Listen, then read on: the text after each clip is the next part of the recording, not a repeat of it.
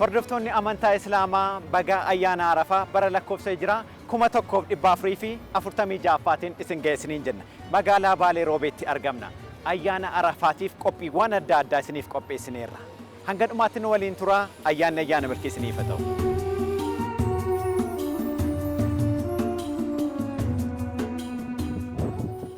Nagairtu, Fairtu, Naguma, Nagada.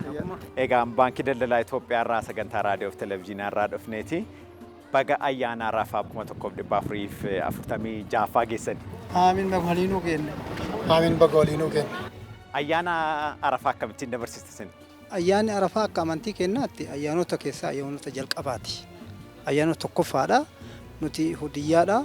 Hudiyyaa hin hojjannaa. Hudiyyaa maatii kennu wajjin, rakkataa kennu wajjin. Ni dabarsinaa rakkataa hin kennina akkanatti dabarsina. Isinoo? Akkuma inni jedhe ayyaana musliimaa keessa ayyaana ulfaatu ayyaana sooma hiikaa irraa ayyaana ulfaatu ayyaana Arafaati. Maaliif? Rakkataatti rakkinna bayaa. Quufaanis akkuma quufa ofaati jiraati bakka sadii akka nabiyyiin kenna alayhi salaatu wassalaam ajajanitti bakka sadii hojjaan baasanii kaan rakkataaf kaan maatii ofiitiif godhanii kaawwanni jedhanii ollaa waamanii waliin nyaatan. Kanaafuu ayyaana akka musliimaatitti ayyaanni ulfaataan ayyaana Arafaati. Ayyaana Arafaa kana keessatti tokko kan beekamu hajjii hojjaajuudhaan. Deemtanii beektu? Hin deemne deemuudhaaf ammoo qophii qaba. Yoo Rabbi fedhe jechuu barbaada. Akkamitti deemuuf karoorsitan? Jalqaba qusachuudhaani. Galanni haa ga'u baankiin yeroo ammaa tajaajila guddaa kenna, tajaajila qusannaa ni kenna, tajaajila daldalaa fi faayinaansiin kenna. Kanumarra dhaabbannee yoo Rabbi nuu fedhe akkaawuntii labbeekaa hin qabna. Akkaawuntii labbeekaa kanarratti akkaawuntii qarshii galfachuudhaan yoo Rabbi fedhe achiin kennee hin deemne jechuu barbaada. Jalqabdanii? Jalqabne shakkiyyuu hin godhin. Yoom jalqabdan? Amma waggaa tokkoon gaha erga jalqabeen. Isinoo niyyaa akkasii qabdu? Niyyaa hin qabaa. Yoo ani waggaa taree dhaabadhe. Waggaa sadii labbee kan rakkusadhe waggaa taree hajjaan yoo karabbis na dhaabu taatan mallee achi rakkusadhe akkaawuntii irra waan jiru jira waggaadhaa yoo Rabbi itti na deebise deebi'uu yaada maaliif waan musliimaa keessaa dirqamni guddaan isa kana waan taateef itti deebi'eedha yoo Rabbiin na deebise. Ayyaana gaarii isiniif haa ta'u. Haa ta'u.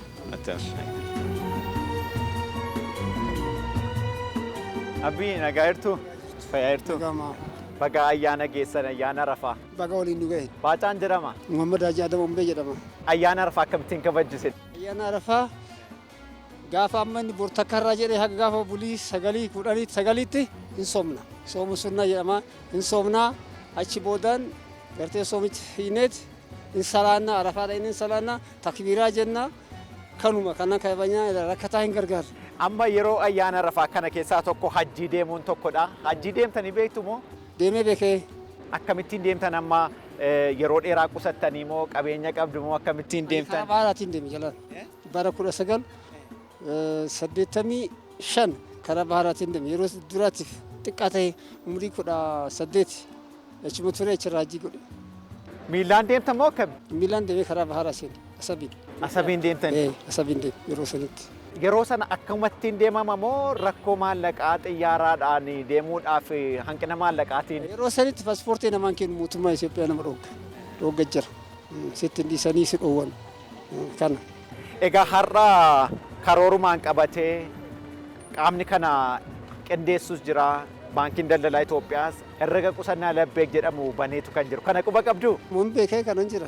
Giddima malee abbaa qabeenyaa deema yaana namni kun dadhabaa jira hafaa jira hojiin danda'a gaddeebuu qaba mootummaan Itoophiyaa gaddeebisuu qaba kan. Haa ta'u ulfaadhaa ayyaana gaarii isiniif haa ta'u. Amiin walumaadhu. Baga ayyaana Arafaa geessan. Baga wajjinuu nuun ga'ee kan nagayaa kan badhaadhinaa kan misooma Rabbi nuuf haa godhu. Ayyaana kana akkamittiin kabajjisin yeroo baay'ee? Ayyaana kana yeroo baay'ee namni Rabbi isaa laaffise waaqala kan qale kana ollaa tooyataa. Eega kana ammoo nama qaluu hin dandeenyellee akkasitti hadiyyaa godhee yookaan gartee manatti ergee fi kaan hiriyoota isaa waliin akkasitti gammachuudhaan dabarsaa qalmi immoo kan geggeeffamu eega salaatamee booddeedha. Yeroo akkasii kana zulhajjii kana keessa deemtanii beektu hajjisin? Ani hajjii amma hin deemne haga ammaa yaada ima qaba. Akkamitti deemuuf karoorfattan? Yeroon ergitee akka duraanii maallaqa xinnaadhaan deemuun tolaallee hin jiru.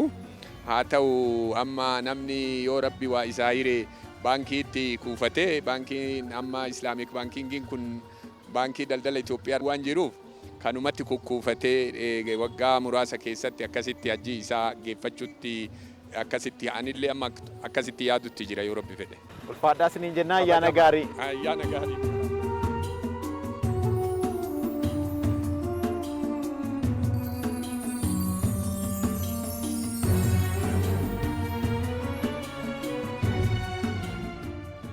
بقى نجان دفتن Bakki nagaan na hiddan. Bakka idaan السلام isin عليكم.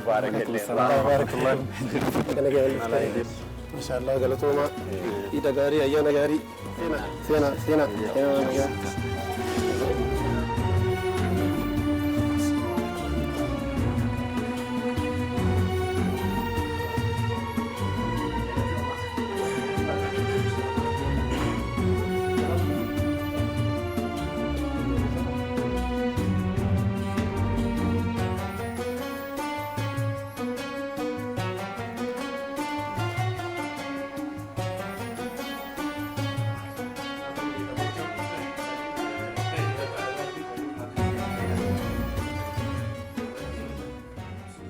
Egaa dhiyaana booddee walitti deebineerraa egaa dhiyaanattis qabamne mana eenyu akka dhufne osoo isinitti himin turre egaa mana maamila keenya daldalaadha obbo Mahammad Saanii Huseen jedhamu.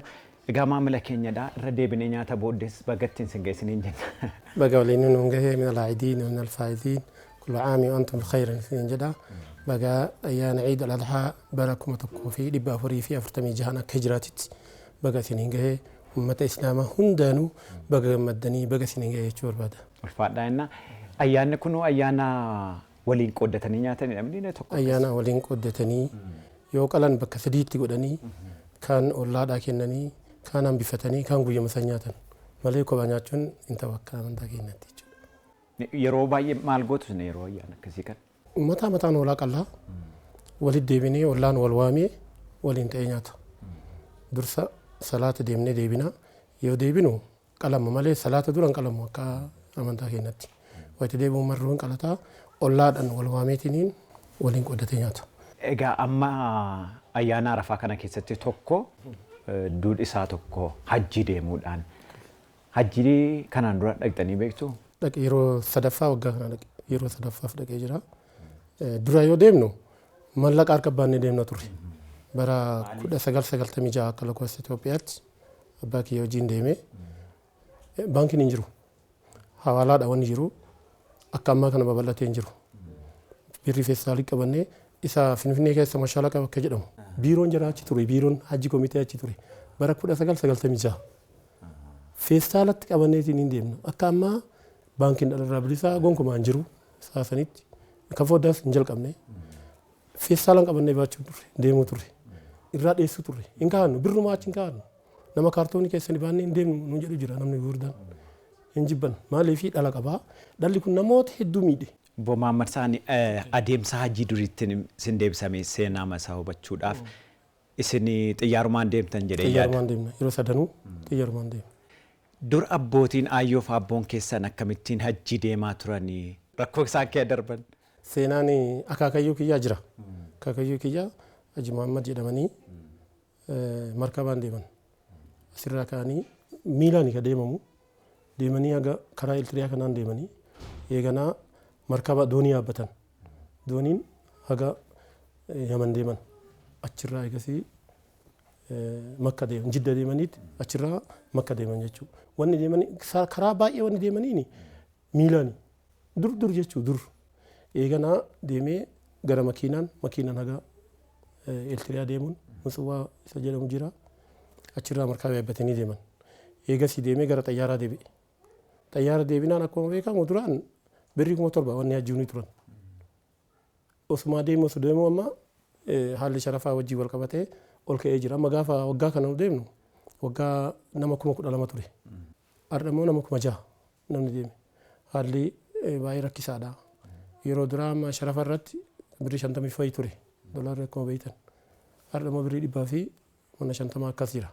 Saniif haala kanaan wal qabatee akkuma warri majlisaa nuun jedhutti wanni deemanii akkuma tina gaafatti. Nullee 126 gurgurra 130 gurguraa irra 150 gurgurra. Nu waan nu dhageenyu akkasii haa. Amma gaafa ofii andeemu warra wajjin deemee riyaala kuma tokko wanni Biheraawi baankii irraa nu fudhanne. Nu bira kottaachuu koodha. Isin bira dhufna. Nama amma baankiin biraa nama miliyoona tokko achi kaayate doolaara haga wahiin kennina. Kumallee isinii kennina jechaa turan. Laakiin ani immoo maatii baay'ee nama 7 wajjin ka deeme. Maatii keessan? Maatii keenya wajjin namoota firaa beeraa kenna bileetti tiyyaa fi warra kiyya wajjin nama 7 ta'aniiti ka deemne Biheraawi baankii matti qajeellee waa wahii achirraa fudhanneeti ka deemne riyaala Saawudii jechuudha. Amma maallaqni isaas guddataati kan jiru. Warra baankiitti illee deebinaati garuu isin hawaasni akkamitti deeme wayya jetta yaaddu maaliif halli namni hundumtuu niyyaa qaba hajjii deemuudhaafi maaliif halli gatiin ishee mi'ooftee jirti haallis mi'aa jira cimaa jiraati tarii maaliif hallittanii yaadduun maal tilmaamtu? Falli jiru jiraate amma akka godina keenyatti uummanni qotee bulaa baay'ata oomishni isaa akka gaarii argata waan ta'eef waan argatu kana baankiitti fidee isa labbeekaa jedhamu jira akkuma jarri nutti himan achi fidee kaawwatee yoo jedhe achi qusatee yoo jedhe eegasii gisee hajjiin gahu haalli mijataaf jedhe yaada yeroo hajjiin gahutti karaa sanii malee karaa nama baasu hin jiru. Nabiyullaa Ibraahimtu azana mu'azzinu achitti lallabee jira duruu hin gaafas awwaatte takkattiinuu osoo bakka saniin dha'inee naftu jedha akka mandaa keenyatti yoo takka awwaatte illee yoo lama nama sadii deemee sin jechaa jira inshaallah fuulduraaf illee yaada qaba. Bakka sanii namni dhaqee arge baay'ee hawwa biyya irraa quufanii miti jechuu barbaadeeti. Kanaaf yoo dhufee baankitti qusatee seera kana qabsiifatee isiniin deeme baankii isa labbeeka jedhamu kana banatee akkaawuntii kana irratti qusatee isin yoo jedhe bakka yaadi isaanii gahaa jedheen isin yaadaan.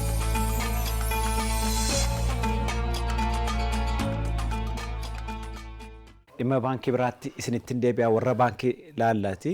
Isaan immoo daarekteera diistiriiktii Baalee Roobee obbo Muhiddin Gammadaadha. Keessumatti hajjii deemuudhaaf yeroo kamiyyuu caalaa mi'aa akka jiru hawaasarraas wayita haasofsiin hubachuu dandeenya irraati. Akkamitti guutee fi deemuu danda'a namni galii xiqqaa qabu?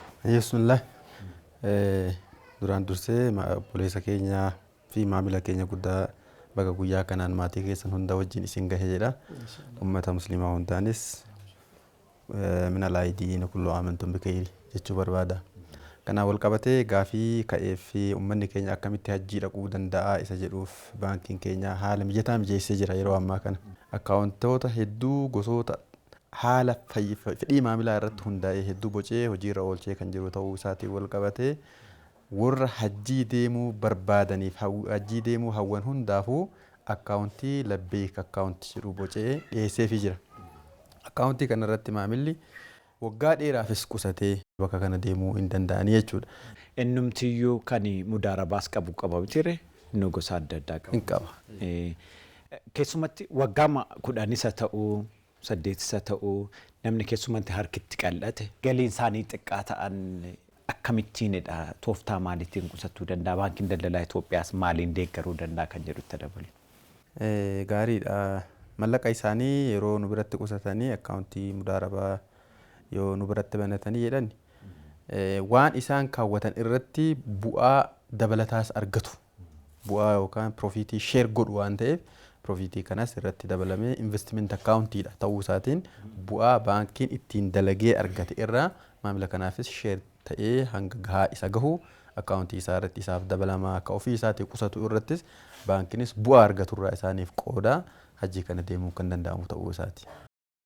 Egaa maamilli qabnu keessaa tokko akka obbo Muhammad Saanii tokkodha. Naannaa kana keessumatti diistiriiktii Baalee Roobee jala kan jiran maamilli gara baankii dhufanii faayinaansii argatanii qusatanii gara hojii isaanii babal'isuu yookaan immoo hojii eegaluu irratti amaleeffannaan jiru maal fakkaata? Fooyya'insi jirus maal fakkaatame? Asiin dura naannoo keenya irratti naannoo kana qofa osoo hin taane naannoo uummanni musliimaa itti baay'atu kana guutuu keessatti haalli liqii fayyadamuu baay'ee haalaan gadi bu'aa ture.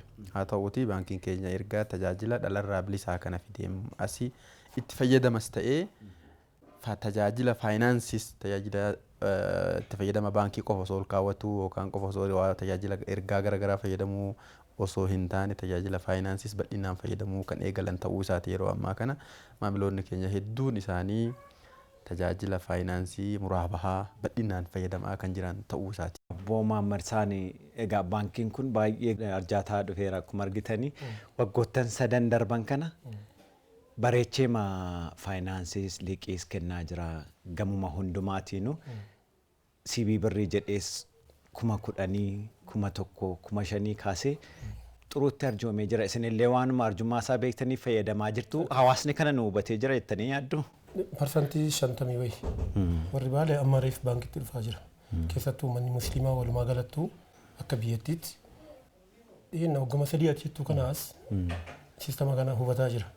Even warrummaan keessatti warri ulamaa itutu wal khilaafu turan waa'ee baankii kanarratti liqimfuu fi hin dandeenye yeroo gabaabaadhaa siif walgahii waamanii wal deemanii dhumaa hin guutuun namoota biyya alaatti leenjii fudhatanii dhufantu jira wal hubachiisanii khalaas hubannee jirraa irra geennee jirraa akka feetanitti fayyadamuu hin dandeettan waan dhalarraa bilisaa ka jedhu kana dhageenne nutis lomaatirraa waggaa 3 asii waan kana hubannee akka gaariitti fayyadamuu kenna marti nuu ka jiru ilma isaatiin warra isaatiin mataa isaa maraanuu maatii maraanuu akkaawuntii banatee baankitti fayyadamuun akkuma amma yeroon keessa jiru teknooloojiidha waan ta'eef baankii jechuun moobaayiluma isaarra jira namoonni baratan kanaan fayyadamaa jiran daldalaan itti seenaa jira.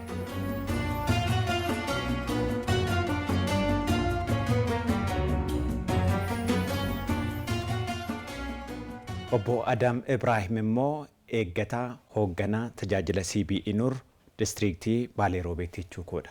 Warreen hojii daldalaa adda addaa keessa jiranii keessumatti hawaasa musliimaa irra kan jiran kun itti siqanii fayyadamu wajjin wal qabate yeroomti isaayyuu baankii wajjin walitti siqanii yoo hojjenne hammam rakkisaa akka ta'u waan hubatamudha. Qaala inni gabaa mataan isaa sanatti nama geessaa maalidha qabatamaatti kan lafarra jiru keessumatti distriiktii keessa jalatti. Maamilli keenya yeroo ammaa dhugaadha. Eegaa CBE Nuriin uf danda'e. CBE Nuriin akka head office-tillee akka districttillee akka biraanchittillee uf danda'e uummanni baay'ee qusannaa keessattuu barana dhugaa dubbachuudhaaf baay'ee jijjiirama guddatu jira. Barana qofa ji'a kurnaffaa keessa jirra. Biiliyoona 1 kennin. Kanaaf jijjiirama guddatu jira. Uummanni illee hubannoon isaa karaa adda addaatiin karaa social media ta'ee karaa walgahii garaagaraatiin waa'ee CBE Nurii kana waa'ee interest dhalarraa bilisaa kana hubannoo gaarii jira. Gahaadha jechuu miti. Haa ta'u garuu guddina gaarii jira guddarra jira jedhee yaadaan faayinaansii fi akkaataan fayyadaminsa uummataa saffisaan guddataa jira. Egaa warri distriiktii Baalee Roobee jala jirtan dhageessaniitu biiliyoona 1 ji'a 10 keessatti kennaniiru. Arjummaa baankichaa agarsiisa. Qusannaan isa akkasuma yoo jabaate hojii guddaatu hojjetamuu danda'amachuudha. Obbo Muhammad Saani gaafa al-sadii deemtan sana mudannoo addaa waan mudate keessumatti bara jalqaba waan yaadattan qabdu hajji. Waan yaadadhoo jiraate yeroo itti jalqabaa abbaa koo waliin deemee rabbi rahamtu isaanii haa godhu amma boqotanii bara 96 maaltu nu mudate namoota tokko jiranii nama 3 jimarraa dhufanii 11,000 deemna yeroo san wacii baasii addaa malee wannati mashaala kaasanitti biiroo hojii komiteetti kafaltu qarshii 7,000 namni 3 birrii san qabatanii taaksii qabatanii deeman. Wayita qabatanii deeman lafa beekan baadiyyaadhaa ka dhufanii ta'ee bulaadhaa osoo deemanuu naannoo mashaala kaa jedhamu kana laadaa qabatanii seenuu malee garamtu garam yoonni beekan hin jiru. Fuudhee hattichi oddoo ofii geeffate achitti maraa irraa yaasee kafanallee irraa yaafatee jara 3 gadhiise. Jara dhufaniitu walitti bu'an. Maali rakkoon kun? Rakkoo baankiin jiraachuu dhabuurraa wanni kun jala mudate hajjiinis nafee gara biyya fi deebi'an jechuudha. Kuni mudannoo isa addaati yeroo san nutis rifannee yaa rabbi jechaa nama beeynu. Ijoollee Finfinnee ijoollee Baaleetu jira ijoolleen keenya nama beeynu. Makiinaa hin yaabanu. Taaksii walaa kontiraata maalii yoo jedhamu hin jiru. Maaliif kontiraata qabanne akkas ta'a rakkoon nu mudata waan ta'eef. Nama beeynu ijoollee daldalaa achi jiru jira makiinaa manaa qabanii nun deemaa jennee birichallee qabannee harkatti akkas deemnee kafallee waraqaa qofa riisiitii qofa keessii kaannee galee akka banne jabeeffachaa jechuudha. Amma bara 96 gaafa gara Suudii deemtan sana egaa aadaan biyya kanaa kan biraadha teknooloojiin kan biraadha bareedinni magaalaa kan biraadha maal sinitti fakkaateen mudannoon achi jiru waan addaa mudate jira.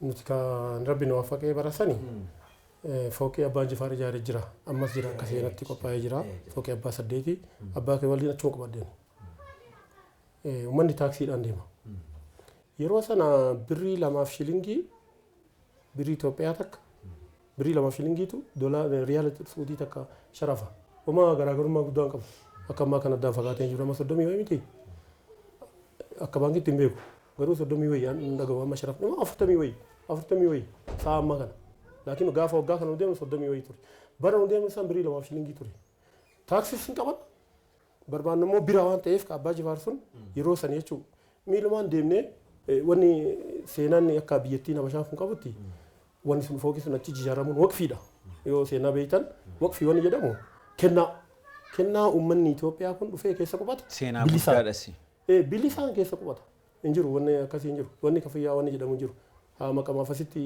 jedhanii haaji jedhan malee bilisaan qubataa biruma ammas liga din fagaattu deemtee harama dhayxee harama isa kaabaa deemtee asitti deebita wanni taaksii jettee wanni isaa xilamtu hin jiru wanni addaa wanni guddaa wanni mudate hin jiru laakiin akka ammaa kana yeroon hin babal'anne. Naggaadee maaltu mudate riyaa biyya beekaka. Sun akkasii beekumsa akkasii laakiin kama biraallee namni baadiyyaa akkuma ta'etti kana yeroo sun magaalli kennaa fi kaachii waliin fakkaatu feeggannoon godhamuun dirqama konkolaataa wal qabatee ofitiin warri achii oofuu fi kaasii tokkoo miti waan akkasii mudata.